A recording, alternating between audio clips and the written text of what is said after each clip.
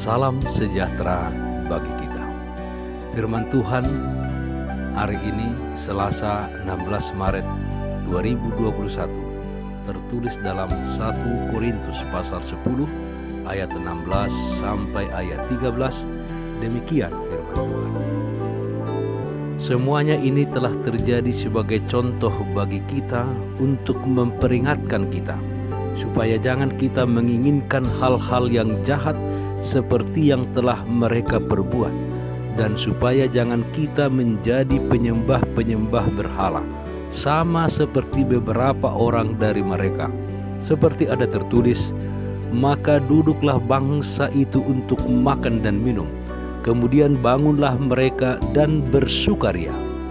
Janganlah kita melakukan percabulan, seperti yang dilakukan oleh beberapa orang dari mereka, sehingga pada satu hari telah tewas 23.000 orang.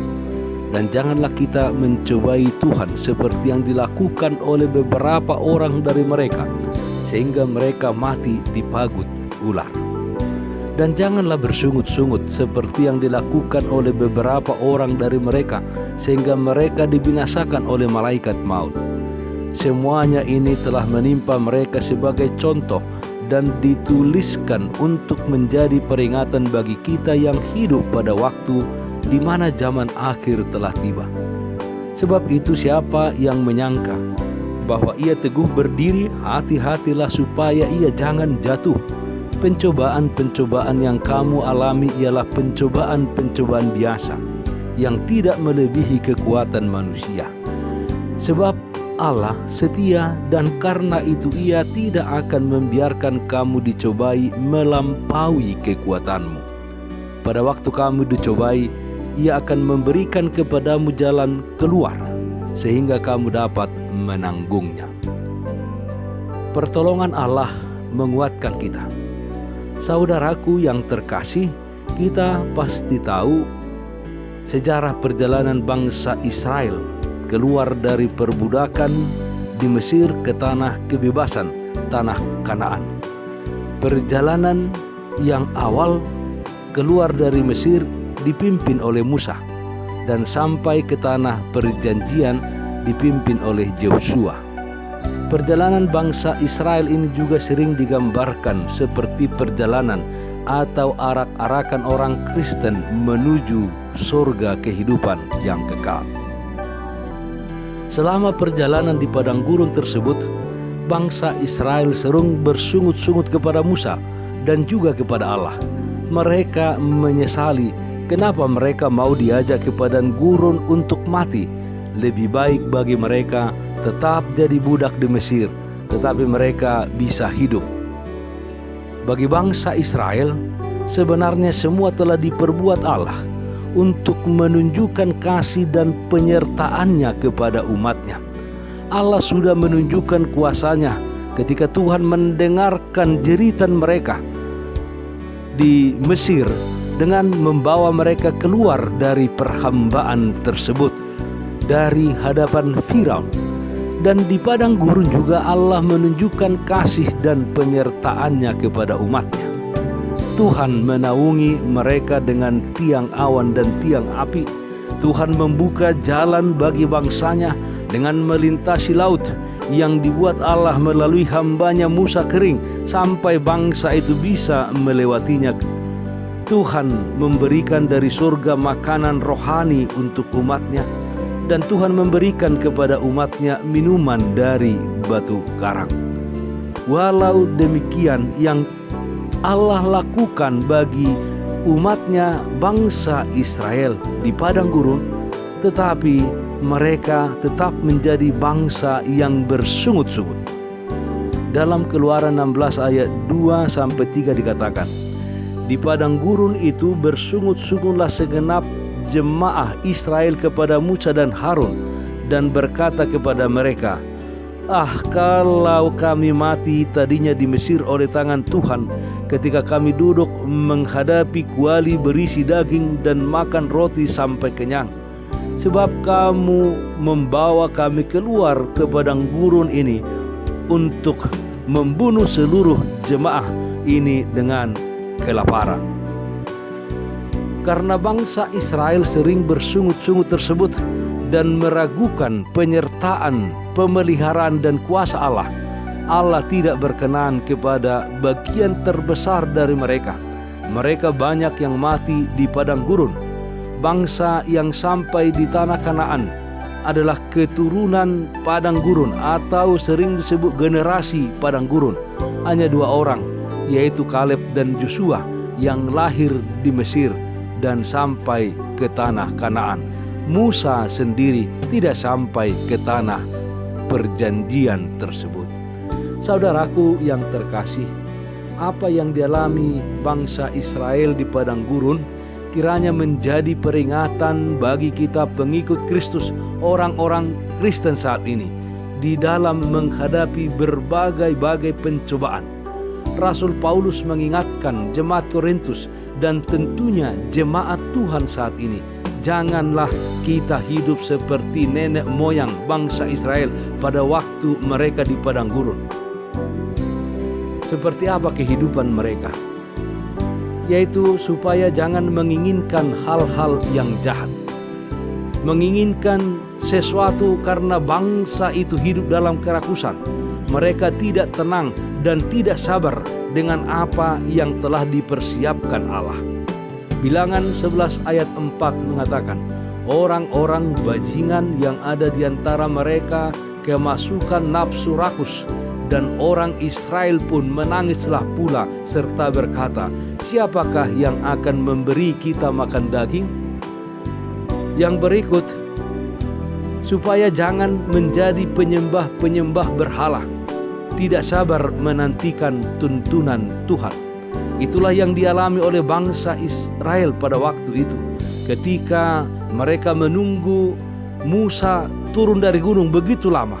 Mereka tidak sabar dan mereka mendesak Harun untuk membuat mereka dewa Baal yang menjadi penuntun bagi mereka. Keluaran 32 ayat 6 mengatakan, dan keesokan harinya pagi-pagi mereka mempersembahkan korban bakaran dan korban keselamatan. Sesudah itu duduklah bangsa itu makan dan minum. Kemudian bangunlah mereka dan bersuka cita.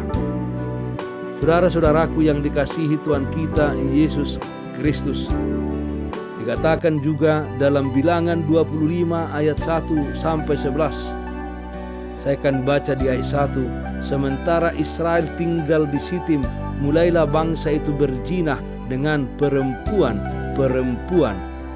Moab. Saudara-saudaraku yang dikasihi Tuhan kita Yesus Kristus, bahwa bangsa Israel juga selama di padang gurun mereka melakukan percabulan yang tidak disukai oleh Tuhan. Yang berikut, janganlah mencobai Tuhan. Pada padang gurun itu mereka juga mengadakan perlawanan kepada Allah. Mereka tidak menerima kesusahan di dalam mencapai sukacita dan kemerdekaan. Mereka bersungut-sungut kepada Allah. Dalam Bilangan 21 ayat 5 sampai 6 dikatakan, lalu mereka berkata-kata melawan Allah dan Musa, mengapa kamu memimpin kami keluar dari Mesir supaya kami mati di padang gurun ini? Sebab di sini tidak ada roti dan tidak ada air, dan akan makanan hambar ini kami telah muak. Lalu Tuhan menyuruh ular-ular tedung ke antara bangsa itu yang memagut mereka sehingga banyak dari orang Israel yang mati. Tuhan mendengarkan doa dan pertobatan yang diucapkan oleh Musa, sehingga Tuhan memerintahkan Musa untuk membuat baginya ular tembaga dan ditempatkan di tempat yang tinggi, sehingga siapa yang melihat ular tembaga tersebut, walaupun dia dipagut oleh ular tedung, tapi mereka tetap hidup. Saudara-saudaraku, hal-hal di atas hendaknya menjadi contoh dan peringatan bagi kita yang hidup pada waktu di mana zaman akhir telah tiba. 1 Korintus 10 ayat 11 dikatakan, semuanya ini telah menimpa mereka sebagai contoh dan dituliskan untuk menjadi peringatan bagi kita yang hidup pada waktu di mana zaman akhir telah tiba. Di zaman akhir ini akan dan sedang terjadi kejadian-kejadian yang sangat dahsyat yang menakutkan dan yang menggoyahkan iman percaya kita. Dalam Lukas 21 ayat 7-19, saya akan bacakan ayat 10-12, dikatakan demikian. Ia berkata kepada mereka, ia maksudnya Yesus, bangsa akan bangkit melawan bangsa dan kerajaan melawan kerajaan, dan akan terjadi gempa bumi yang dahsyat, dan di berbagai tempat akan ada penyakit, sampar dan kelaparan, dan akan terjadi juga hal-hal yang mengejutkan dan tanda-tanda yang dahsyat dari langit. Tetapi sebelum semuanya itu kamu akan ditangkap dan dianiaya. Kamu akan diserahkan ke rumah-rumah ibadat dan penjara-penjara, dan kamu akan dihadapkan kepada raja-raja dan penguasa-penguasa oleh karena namaku. Di dalam ayat 18-19 disebutkan, tetapi tidak sehelai pun dari rambut kepalamu akan hilang. Kalau kamu tetap bertahan, kamu akan memperoleh hidup. Saudara-saudaraku yang terkasih, di akhir zaman ini banyak kejadian yang sangat-sangat dahsyat yang bisa kita lihat. Saudara-saudara, Tuhan berjanji sepanjang kita tetap bertahan bahwa kita akan memperoleh hidup. Bahkan sehelai dari rambut kita pun tidak akan hilang. Saudaraku yang terkasih, bagaimana kita hidup di zaman akhir ini? Percayalah akan pertolongan Allah menguatkan kita. Oleh karena itu saudara-saudara, waspada dan tetaplah berdoa kepada Allah dan bersandar kepada Allah. Mengapa kita sering kali gagal dan terus-menerus jatuh di dalam pencobaan? Hal itu terjadi karena kita sering kali menyangka bahwa kita kuat untuk mengalahkan pencobaan tersebut. Seringkali kita menyangka bahwa tanpa Allah segala sesuatu dapat berjalan dengan baik. Janganlah kita merasa kuat dan mampu menang atas setiap cobaan dan dengan kekuatan diri kita sendiri. Kita hendaknya mengaku bahwa kita ini lemah dan adalah kita ini manusia yang memiliki keterbatasan, di mana kita membutuhkan pertolongan Allah yang menyelamatkan. Hati-hatilah dengan percaya diri yang berlebihan, karena itu bisa mencelakakan kita. Tetaplah Bapak Ibu, saudara-saudara, kita senantiasa bersandar pada Tuhan. Mazmur 63 ayat 8 mengatakan, sungguh engkau telah menjadi pertolonganku, dan dalam naungan sayapmu aku bersorak-sorai. Percayalah bahwa pencobaan yang terjadi sesuai dengan kekuatan kita, dan Allah akan memberikan kepada kita jalan keluar. Pencobaan-pencobaan yang kita alami tidak pernah lebih besar dari Allah. Kuasa Allah selalu lebih besar dari setiap pencobaan yang terjadi di dalam kehidupan kita ini. Pencobaan yang terjadi dalam dunia ini sesuai dengan kekuatan kita, tidak melebihi kekuatan kita, sehingga kita dapat menanggungnya, kita dapat melewatinya.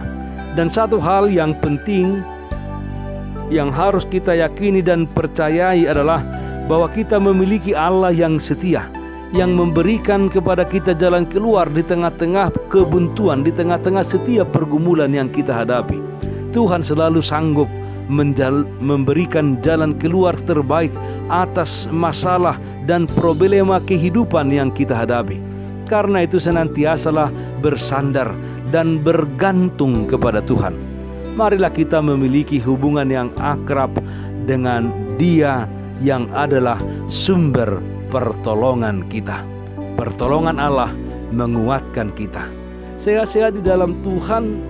Marilah kita taat akan protokol kesehatan dengan memakai masker, rajin mencuci tangan dengan memakai sabun dan air yang mengalir, menjaga jarak dan menghindari kerumunan. Jangan lupa berdoa dan tetap semangat di dalam Tuhan. Marilah kita berdoa. Terima kasih Tuhan atas pertolongan-Mu yang memberikan kepada kami kekuatan di dalam melewati setiap kejadian di dalam kehidupan kami ini. Kiranya kami tetap setia hanya kepada-Mu saja. Dalam nama Tuhan Yesus kami berdoa. Amin.